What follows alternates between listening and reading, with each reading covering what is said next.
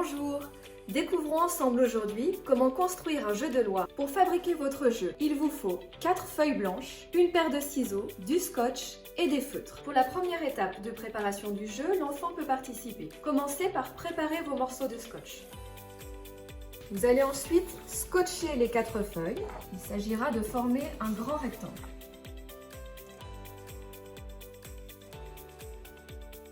Vous retournez ensuite les 4 feuilles scotchées. Vous prenez un feutre de votre choix et vous dessinez en partant du centre un escargot.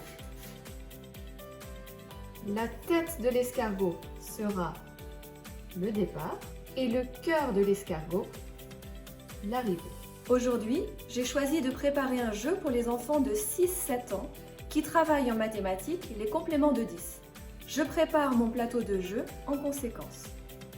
1 plus 10, 7 plus 10, 4 plus 10, 2 plus 10. Une petite case magique, petite case piège. Le plateau de jeu est prêt.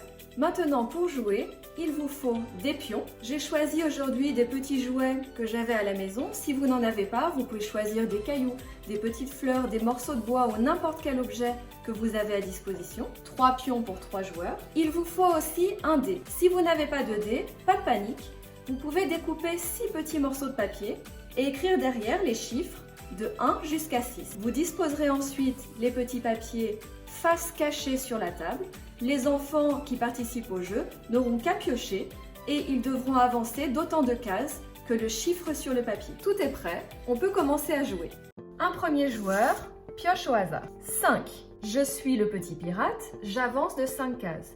1, 2, 3, 4, 5. 8 plus mystère égale 10.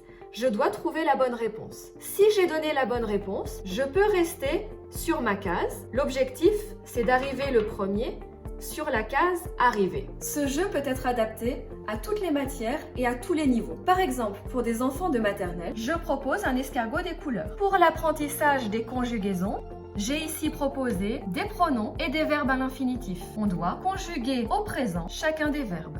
Ou encore, pour les adultes, un jeu de langage. Je dois ici raconter des anecdotes au passé. Par exemple, mes plus belles vacances, ma plus grande peur, un moment embarrassant de ma vie, ainsi de suite. Bon jeu!